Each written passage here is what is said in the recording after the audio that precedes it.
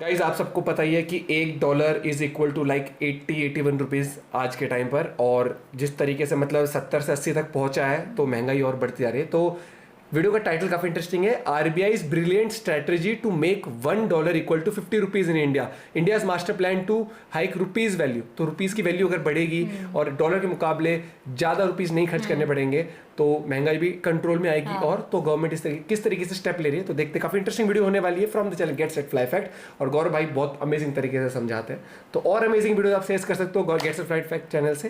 बाकी जुड़े रहिए, मुस्कुराते रहिए, वीडियो करते हैं like 1 2 3 and let's go. Hello friends, मैं गौरव और ग्लोबल ट्रेड को प्रमोट करने के लिए with specific emphasis on Indian export plus global trading community के इंडियन रुपीस पर बढ़ते इंटरेस्ट को भी सपोर्ट करने के लिए ये डिसाइड हुआ है कि अब इंडियन ट्रेडर्स डॉलर नहीं बल्कि इंडियन रुपी में इंटरनेशनल ट्रेड कर सकते हैं। ये गेम चेंजर स्टेप इंडिया ने 11 जुलाई 2022 को लिया एंड नीडलेस टू से it took the world by a storm. Global traders specially US and UK काफी कंसर्न्ड है क्योंकि अब तक 50% ऑफ द ग्लोबल ट्रेड सिर्फ स्विफ्ट नेटवर्क्स के थ्रू ही होता था, जिसे मेजरली कंट्रोल किया करते थे यूएस एंड ईयू लिंक। सो अगर ऐसे में इंडिया बोले कि नहीं भाई हम तो अभी से रूपी में ही ट्रांजैक्शन सेटल करेंगे, तो जाहिर सी बात है यूएस शांत नहीं रहने वाला है, क्योंकि यू सी इससे पोटेंशियली इंडियन रुपी की वैल्यू स्ट्रांग हो सकती है और डॉलर की वैल्यू कम। और इसका नतीजा क्या होगा? वेल, हिस्टोरिकली जब जब किसी कंट्री ने यूएस को चैलेंज किया है तो यूएस ने अपने इंटरेस्ट को प्रिजर्व करने के लिए उन कंट्रीज में अक्सर सैंक्शंस लगा दी है। 1998 में जब इंडिया ने यूएस के लाइकिंग के अगेंस्ट जाकर पोखरण में न्यूक्लियर टेस्ट कंडक्ट किया था, तब प्रेसिडेंट बिल क्लिंटन ने इंडिया पर सैंक्शंस लगा दिए थे।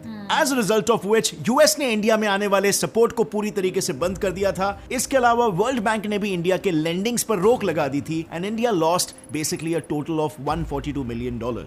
खैर, ये तो हो गई काफी पुरानी बात। अभी हाल ही में फरवरी 2022 में जब रशिया यूक्रेन कॉन्फ्लिक्ट हो रहा था, तब यूएस और ईयू ने मिलकर मेजॉरिटी रशियन बैंक्स को स्विफ्ट नेटवर्क से बैन कर दिया and froze $300 billion of Russian money in American banks. Well, how? This is because दुनिया की सबसे ज्यादा एक्सेप्टेड करेंसी डॉलर है, तो इजी ट्रांजैक्शन हो, इसीलिए ज्यादातर बैंक्स प्रेफर करते हैं कि अमेरिकन डॉलर्स में अपने वेल्थ को स्टोर करें, और इसीलिए वो अमेरिकन बैंक्स को ज्यादा प्रेफर करते हैं। और ऑब्वियसली यूएस का इन पर पूरा कंट्रोल होता है। यूएस के लगाए स्विफ्ट बैन की वजह से रशियन रूबल की वैल्यू 75 फॉर अ डॉलर से डिप्रिशिएट होकर 130 फॉर अ डॉलर हो गई। सो क्लियरली स्विफ्ट यूएसए का एक मेजर स्ट्रेटेजिक लीश है to control and dominate the world. और अगर कोई भी कंट्री उनके इंटरेस्ट के हिसाब से बिहेव नहीं करती है तो वो ये सारे पैतरे आजमाते हैं उस पर प्रेशर डालने के लिए। सो क्या इंडिया पहले से ही ये प्रॉब्लम को भांप सक रहा है कि आगे जाके हमें अमेरिकन इन्फ्लुएंस में नहीं आना है और इसीलिए ये स्टेप्स ले रहा है? और क्या हम अपना खुद का एक न्यू मॉडल बना पाएंगे सक्सेसफुली बाईपासिंग स्विफ्ट? वेल, इसके लिए हमें इंडियन मॉडल को पहले समझना पड़ेगा, और उसके लिए first let's understand Swift model. So Swift is basically society for world wide interbank financial telecommunication, जो 1973 में क्रॉस बॉर्डर ट्रांजैक्शंस को फैसिलिटेट करने के लिए G10 कंट्रीज द्वारा बनाई गई थी, जिसका मेन काम basically messages related to financial transactions send and receive करना था। Now let's see how it works. For example, अगर Indian trader let's say Tata को किसी श्रीलंकन ट्रेडर को 1 करोड़ का पेमेंट भेजना है, तो अपने लोकल बैंक में जाएगा जैसे SBI, और वहां पर श्रीलंकन बैंक का BIC कोड या स्विफ्ट कोड, जो कि एक यूनिक 8 और 11 डिजिट नंबर होता है, उसको एंटर करने की उसको जरूरत पड़ेगी और फिर जाके वो 1 करोड़ के ट्रांजैक्शन को फैसिलिटेट कर पाएगा। And now begins the interesting part, because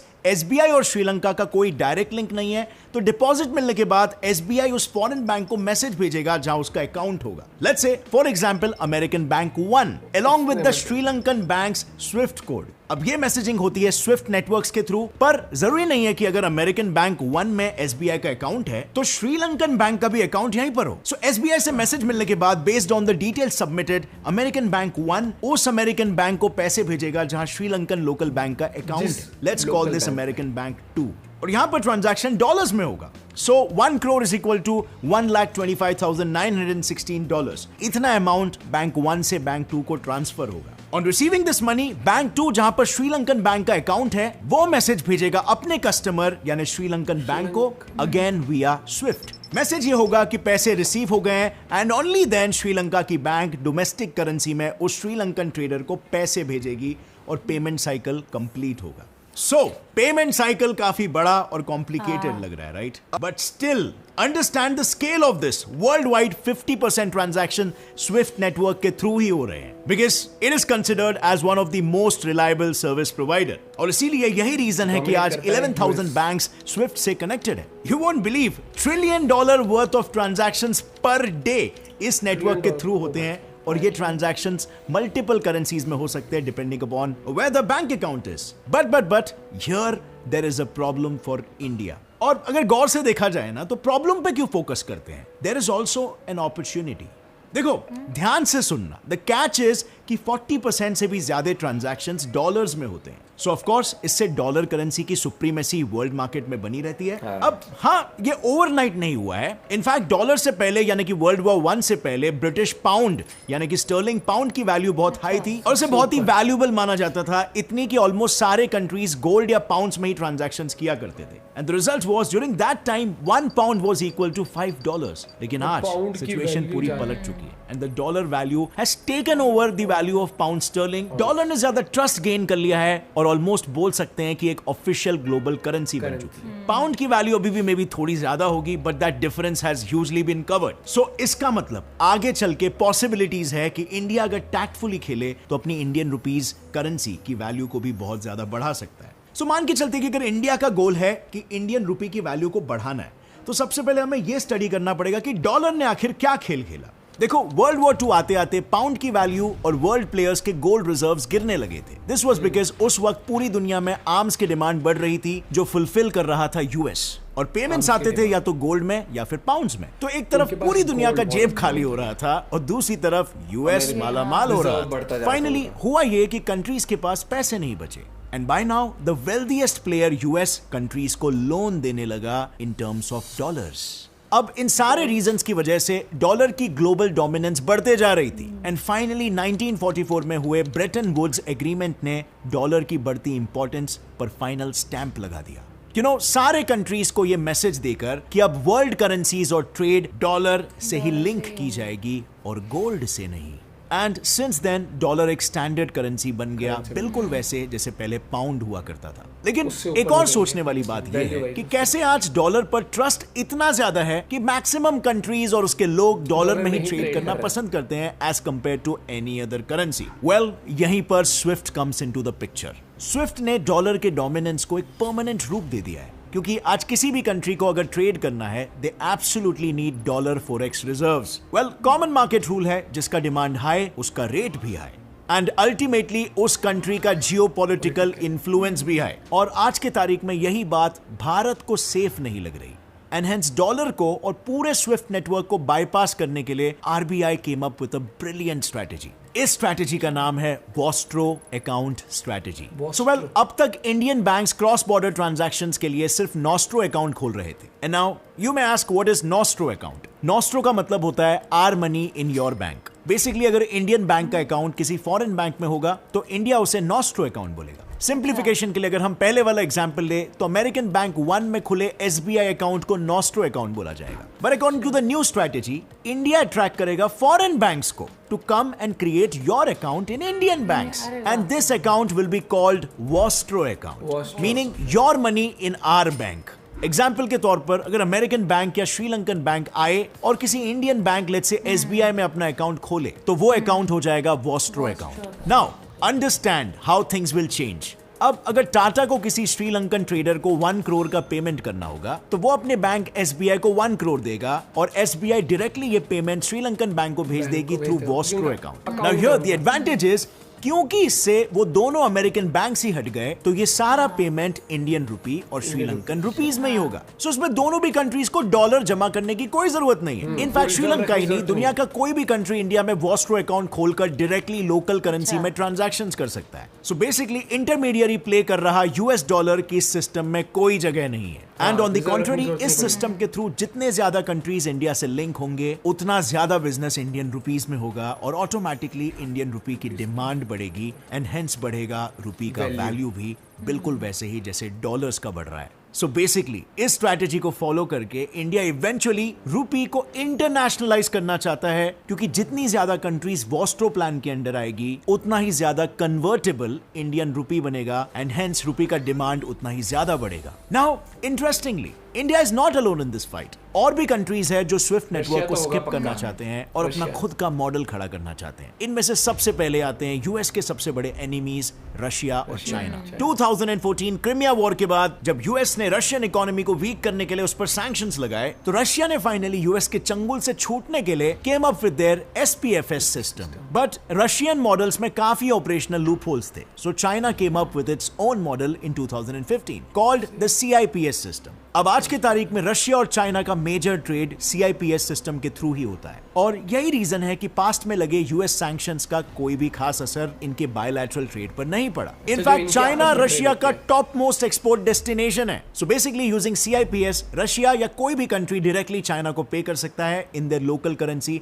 and vice versa, just like India strategy. पर क्वाइट आयरॉनिकली बात यह है, despite USA's hostile relations with China, मतलब at least on the face US China bilateral trade आज के तारीख में भी $755 बिलियन का है। And this is because US अपने लव हेट रिलेशनशिप को इकोनॉमिक प्रॉफिट्स के बीच में कभी नहीं आने देता, पर हाँ दूसरे कंट्रीज के सामने मसल फ्लेक्सिंग बहुत करता है। और इसीलिए अगर इंडिया जो यूएसए के साथ स्लोली रिलेशंस बिल्ड कर रहा है वो भी उनके सिस्टम को स्किप करने लगेगा, तो जाहिर सी बात है US would start reacting. Now India के लिए सबसे बड़ा खतरा है CAATSA लॉ, जो यूएस उन कंट्रीज पर लगा सकता है जो रशिया, ईरान और नॉर्थ कोरिया के साथ ट्रेड कर रहे हैं अगेंस्ट अमेरिकन इंटरेस्ट। अब ऑन दी अदर हैंड हो सकता है कि रशिया अपनी इकोनॉमिक जरूरतों को और वेस्ट के साथ कांस्टेंट कॉन्फ्लिक्ट की वजह से विलिंग हो इंडिया में अपने वॉस्ट्रो अकाउंट्स को सेट करने के लिए। बाय एंड लार्ज इस मॉडल के अभी कुछ इमीडिएट कंसर्न जरूर है। मेरे मन में भी कुछ सवाल है जिसे अगर आप चाहो तो आप भी जवाब दे सकते हो। सो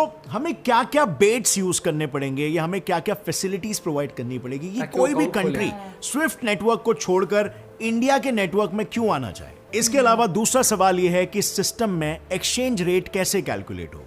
अब जाहिर सी बात है फाइनेंशियल नेटवर्क का ये रिलेशन क्रिएट करने से पहले इंटरनेशनल रिलेशंस जरूर काम में आएंगे। और इसमें इंडिया को क्या स्ट्रैटेजी रखनी चाहिए? क्या इंडिया को अफ्रीकन कंट्रीज जैसे अंडर डेवलप्ड कंट्रीज को पकड़ना चाहिए, उनके साथ अच्छे ट्रेड रिलेशंस बनाने के लिए उन्हें किसी तरीके से कॉन्फिडेंस दिला के या कन्विंस करके कि अपने अकाउंट इंडिया में खोलो, या फिर इंडिया वेस्टर्न पावर्स के दुश्मनों को पकड़ सकती है जैसे कि चाइना या फिर रशिया या फिर और दूसरे कंट्रीज जो कि वेस्ट के डोमिनेंस को नहीं पसंद करते और उनके अकाउंट्स को इंडिया में खुलवा सकती है। आपको क्या लगता है, क्या वीक और स्मॉल कंट्रीज को पकड़ के कॉन्फिडेंस लाना ज्यादा बेटर होगा या फिर हमारे वेस्टर्न पावर के राइवल्स को इन्वाइट करना ज्यादा फायदेमंद होगा?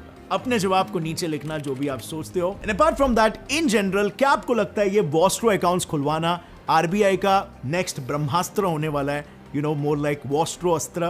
क्या इससे हमें डेफिनेटली बहुत ज्यादा एडवांटेज मिलेगा या फिर इम्प्लीमेंटेशन में बहुत ही दिक्कत आने वाली है and it's not gonna be that possible? What do you guys think? उस पे भी अपनी राय नीचे लिखना। और अगर इस वीडियो से आपको कुछ भी नया सीखने मिला एक लाइक जरूर ठोकना। गेट्स इट फ्लाई फैक्ट चैनल को अभी सब्सक्राइब कर लो और बेल नोटिफिकेशन। बिल्कुल बिल्कुल बिल्कुल नई इन्फॉर्मेशन थी इसमें, कितनी बहुत कुछ सीखने को मिलता है इनके वीडियो से। ये चीज़ मैं हमेशा कहूँगा गौरव भाई के वीडियो से, gets it fly fact channel से।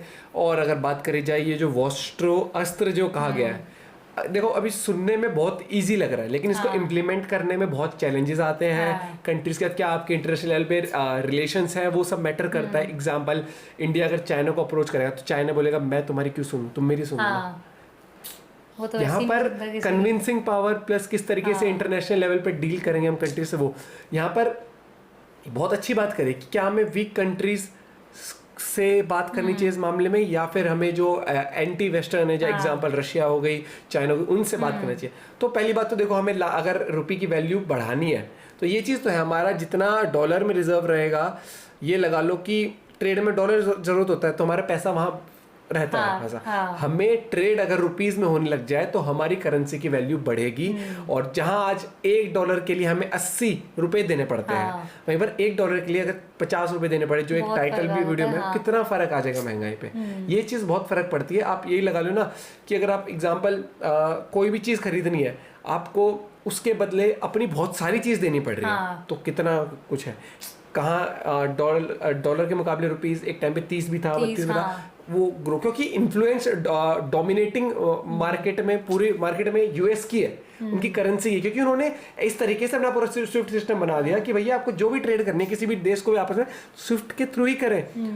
उन्होंने बहुत कोई भी पहले से ही international प्लान payment होती करके, है, SWIFT क्योंकि उन्होंने होती है। गोल्डन रिजर्व्स अपने पास इतने कर लिए, वर्ल्ड वॉर में बेच के सामान बेचते गए, उनकी करेंसी हर एक चीज ट्रेड करके उनसे पैसा लेते गए, अपने पास उस जमा time पे करते गए फायदा गोल्ड, होता है ना। उस तरीके से। तो आज ये उनका सिस्टम हिलाना तो बहुत डिफिकल्ट है, नो डाउट, लेकिन किस तरीके से इंडिया को काम करना चाहिए वॉस्ट्रो अकाउंट पे, तो इंटरेस्टिंग काफी रहेगा, क्योंकि जिस तरीके से वैल्यू बढ़ रही है तो महंगाई उससे इन्फ्लेशन भी बढ़ रही है, और पाउंड की वैल्यू देख लो यार कितनी गिर चुकी है।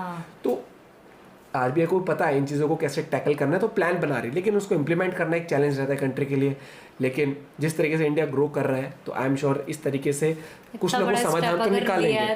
तो देखते हैं ये वस्त्रो अस्त्र काम आएगा या कोई और अस्त्र काम आएगा, लेकिन गवर्नमेंट काफ़ी इंटरेस्टिंग तरीके से डील कर रही है। एक तो फॉरेक्स रिजर्व यूज़ कर रही है अपना, ताकि महंगाई ना बढ़े और डॉलर के मुकाबले रुपीज़ की वैल्यू और ज़्यादा ना घटे। इंटरेस्टिंग वीडियो, इंटरेस्टिंग तरीके से समझाई गई, और मज़ा आया वीडियो देख के, मज़ा इन द सेंस कि नॉलेज गेन करने को। पोस्ट अकाउंट के बारे में नहीं पता हमें, या फिर हमें ये भी नहीं पता था कि इंडिया इस तरीके से कोई स्ट्रैटेजी बिल्ड कर रही है। मज़ा आया वीडियो देख के, एंड आई एम श्योर आप लोग को भी कुछ ना कुछ सीखने को जरूर मिला होगा। तो वीडियो को लाइक करना मत भूलो। अगर आप लोग ऐसे वीडियोस चाहते हैं हम रिएक्ट करें तो जरूर सजेस्ट करा करो टॉपिक्स, आप टाइटल सजेस्ट कर सकते हो, जरूर लाएंगे। Till then bye, have a good day, take care.